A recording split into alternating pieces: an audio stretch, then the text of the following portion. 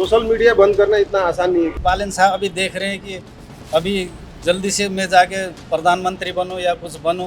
उनका सब घर बार उससे चल रहा है ना, वही बंद कर देंगे तो वो गिरी हुई डरी हुई सरकार है। तो सार्वजनिक संपत्ति है, बिल्कुल ये किसी ने हस्तक्षेप आगजनी या तोड़फोड़ करना नहीं चाहिए, ये गलत है। उसमें जो घुसपैठ करने वाला, आग लगाने वाला, पेट्रोल बम फेंकने वाला 35, 40, 58 वर्ष के बीच में दिखाई दे रहे थे। नमस्कार, आप देख रहे हैं वन इंडिया और मैं हूं इस समय दिल्ली एनसीआर के गाजियाबाद क्षेत्र में। ये इलाका इंदिरापुरम कहलाता है, लेकिन जैसा कि आप जानते हैं हिंदुस्तानी भारत और नेपाल के रिश्ते इतने करीबी हैं, तो यहीं पर एक मुझे शॉप में है लिखा है चाइनीज़ हट। तो यहाँ पर ज़्यादातर चाइनीज़ रहता होगा भोजन ज़्यादातर। क्या शुभ नाम है आपका? श्रीधर पुलान। तो मैं इसलिए आया हूँ क्योंकि ये पूरे दुनिया में, मुझे पता लगा आप लोग नेपाल से हैं, तो पूरी दुनिया में इस समय जो निगाह है वो हम अपने लिए कहेंगे पड़ोसी देश हमारे पर, आपके वतन यानी कि आपकी मातृभूमि पर नज़र है। कुछ ऐसा हुआ है, पूरा यूथ सड़कों पर आया और उसके बाद जो कुछ हुआ वो सबको पता है। भ्रष्टाचार के खिलाफ उन्होंने लड़ाई लड़ी और ऐसी लड़ाई लड़ी कि कई नेताओं को भागना पड़ गया, बहुत सारी चीज़ें आई। आप यहाँ हो हिंदुस्तान में, भारत में अपना व्यापार कर रहा, हालांकि आपको कुछ चीज़ों से मतलब नहीं रहता होगा, लेकिन मैं जानता हूँ अगर मैं नेपाल में व्यापार कर रहा होता और मेरे भारत में कुछ भी होता तो मेरा दिल तो भारत में आता। तो आपका भी अपने मातृभूमि में दिल तो अब ये 2-3 दिन से बहुत तेज़ी से अप एंड डाउन हो रहा होगा। तो कैसा है वहाँ के हालात आपके रिश्तेदारों के? देखिए, हालत सब ठीक है, बाकी पर्सन पब्लिक के साथ लड़ाई नहीं है उनका लड़ाई पॉलिटिकल करप्शन के खिलाफ है, अगेंस्ट है। तो घर में सब ठीक है, बढ़िया है, मतलब ऐसा फोन वोन पे बात किए होंगे? जब ये सूचना आई होगी तो एकदम कुछ तो घबराहट ही होगी, जो शुरू में पता नहीं होगा क्या होने वाला है। वो लगा था क्या होने वाला है, क्या होएगा आगे करके, लेकिन अभी सिचुएशन नॉर्मल है। बाकी घर में ऐसा कुछ प्रॉब्लम नहीं है, तो ठीक है। इन्होंने जितने भी काम किए वो सारे लीक भी हो रहे हैं। बाई चांस हमने जितने भी घोटाले किए, चाहे यातायात में हो, चाहे किसी भी में फैक्ट्री में हो, चाहे किसी में भी हो, वो सारे लीक हो रहे हैं। पब्लिक को पता चल रहा है। ये पता न चलने के बावजूद ये सारे सोशल मीडिया भी बंद किए हुए हैं, लेकिन ये बंद करना नहीं चाहिए। किसी का बच्चे से बात हो रहा है, किसी माँ बाप, सारे ग्रुप में भी बात होती है। देश विदेश जहाँ भी गए हैं वो सारे को एक ही जुट में जोड़ने के बाद जो फैमिली में आपस में बात होती है, ये बात में भी बंद कर दिया है। तो ये तो बिल्कुल गलत है। सरकार, क्योंकि नेपाल के लोग बाहर भी बहुत हैं, आप इस नज़रिए से बता रहे हो। आपको हम तो भी रोजी रोटी के लिए देश छोड़ के, परिवार छोड़ के, बच्चे छोड़ के यहाँ आए। 6 महीने, 7 महीने, 10 महीने लगा के घर जाते हैं। घर जाके 4 दिन, 5 दिन लगा के घर जाते हैं। वो 15 दिन, 20 दिन घर में रह के आते हैं, फिर 6 महीने के बाद घर जाते हैं। ये होना नहीं चाहिए। लेकिन कम से कम ये होने के बावजूद भी हम कम से कम दिन भर में 1 बार तो बात कर सकते हैं, 2 बार बात कर सकते हैं, सुबह शाम की खबर ले सकते हैं, वो भी नहीं ले पाते हैं। ये बिल्कुल सरकार गिरी हुई, डरी हुई सरकार है।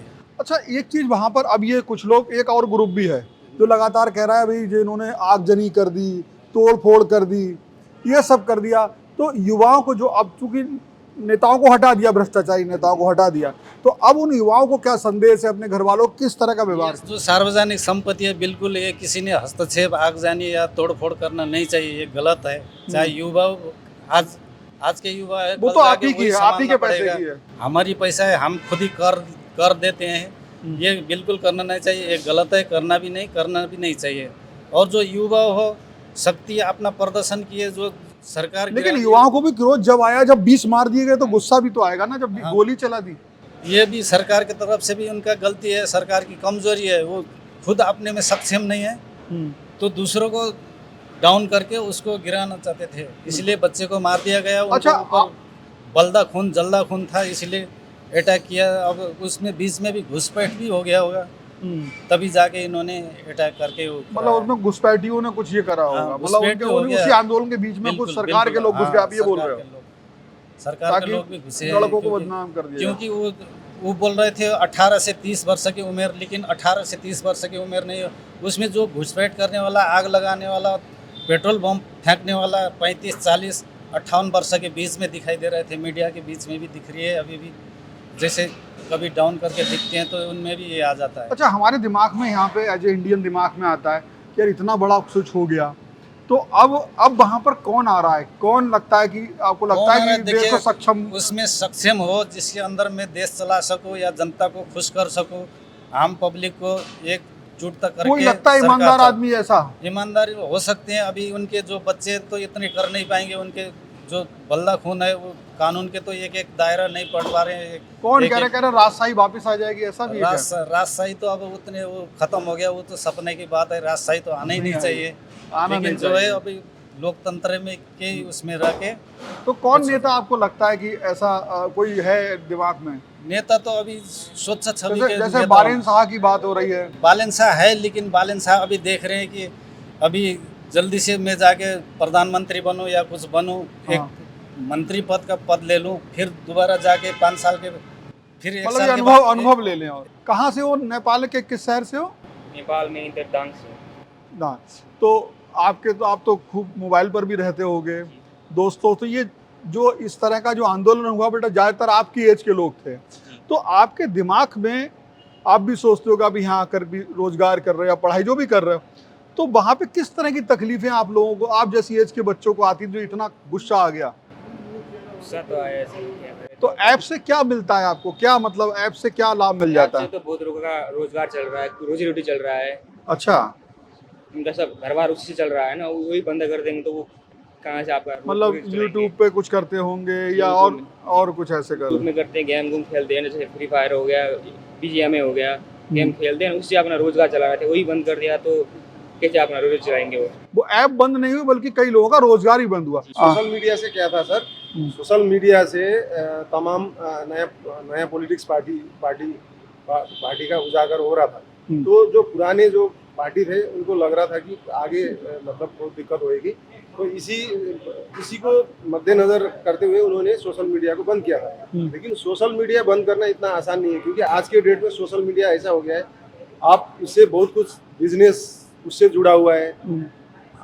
कई लोग बाग विदेश हैं, बहुत दूर दूर तक है, उससे आदमी मतलब घर जुड़ा हुआ है। जैसे आप ही यहाँ हो, जैसे मैं यहाँ हूँ तो घर से कनेक्ट, व्हाट्सएप पे कॉल करके बच्चों को देख लिया, भाई को देख लिया, बहन को देख लिया। तो आदमी उस चीज को यूथ जनरेशन उस चीज को बर्दाश्त नहीं करता। लेकिन उन्होंने जो ओली ने जो बहाना बनाया या कहा कि भाई हम इसलिए कर रहे हैं, ये लोग ये यहाँ पर नेपाल में अपना रजिस्ट्रेशन नहीं करा रहे हैं, ये सर रजिस्ट्रेशन नहीं कराया वो सही है, उसके लिए तो बहुत सारे और भी ऑप्शन होते हैं ना, आप उनसे बात कर सकते हैं, उसके साथ मीटिंग कर सकते हैं। जरूरी नहीं है एक ही दिन में शट डाउन करना, तो जरूरी नहीं था। तो अब आपको क्या लगता है कि अभी फौरी तौर पे, जैसे कल सुशीला कार्की है ना, वो भी जज रही हैं पूर्व सुप्रीम, तो उनका नाम भी आ रहा है। बालेन शाह को भी बहुत यूथ तो मेरे ख्याल से बालेन शाह को पसंद कर रहा है, लेकिन शायद अनुभव की वजह से वो शायद खुद ही पीछे हट रहे हैं। हालांकि मेयर है वो, और एक देश को संभालना और उस तरीके से। सर अनुभव की कमी तो नहीं कह सकते, लेकिन वो सिचुएशन को देखते हुए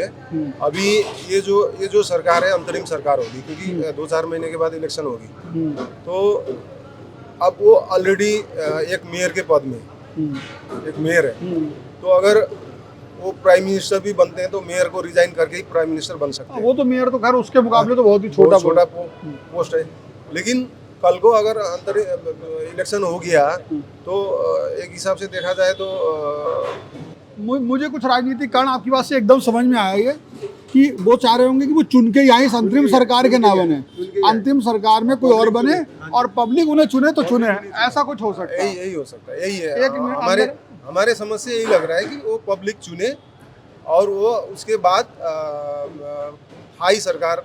हाँ, क्योंकि अभी ये भी हो सकता है कि तख्ता पलट कर दिया और बन गए तो जबरदस्ती बन गया वाली बात, वो इल्जाम नहीं चाह रहे हैं, वो लोकतांत्रिक चाह रहे हैं। वही हमें वही समझ में आता है। वही समझ में। चलिए, आपने हमसे बात की, बहुत बहुत धन्यवाद। यहाँ पर काफ़ी लोग थे, लेकिन हर व्यक्ति चूंकि वो काम में लगे हुए हैं, हर व्यक्ति उतना मुखर कैमरे के सामने नहीं है, लेकिन ये अनुभवी लोग इन्होंने बताया, एक युवा ने भी बताया। तो कुल मिलाकर जो नेपाल की स्थिति है वो हालांकि है अभी गंभीर। यहाँ पे इनकी लोगों की एक अपेक्षा भी है कि सरकार ने निश्चित तौर पे 20 लोगों की, उनकी हरकत से 20 लोगों की जान गई है, लेकिन अपनी संपत्ति जो अपने टैक्स से अपने पैसे की है उस पर गुस्सा ना उतारें, नेताओं को भगाया, ठीक करा, सार्वजनिक संपत्ति को नुकसान ना पहुंचाए, क्योंकि वो तो नेपाल के लोगों की संपत्ति है। थोड़ा धैर्य रखें। और रही बात राजनीतिक परिवर्तन की, तो जो आप लोगों से बात की उसमें समझ में ये आया कि जो सबसे ज़्यादा बालेंदु शाह, जिनको बहुत ज़्यादा यूथ पसंद करता है, शायद वो लोकतांत्रिक तरीके से ही सत्ता में आने का प्रयास करेंगे, क्योंकि लोकतंत्र को मजबूत करने का ये तरीका भी अच्छा है। तो अगर ऐसा होता है तो निश्चित तौर पे बहुत बड़ा कदम होगा, लेकिन अभी कुछ भी कहना जल्दबाजी होगी। फिलहाल देखते रहेंगे कि नेपाल में ये पूरी जो भ्रष्टाचार को लेकर के आंदोलन हुआ, जो यूथ सड़कों पर आया, उसका अंजाम क्या होगा और नेपाल की राजनीति और उसका भविष्य किस करवट पर बैठेगा, किसके हाथों में होगा।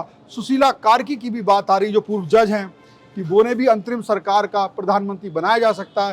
फिलहाल आप वन इंडिया से जुड़े रहिए, हम आपको अपने पड़ोसी देश नेपाल की हर राजनीतिक गतिविधि की जानकारी जितनी सत्यता के साथ होगी देते रहेंगे। फिलहाल इस वीडियो में इतना ही, बहुत बहुत धन्यवाद। Subscribe to One India and never miss an update.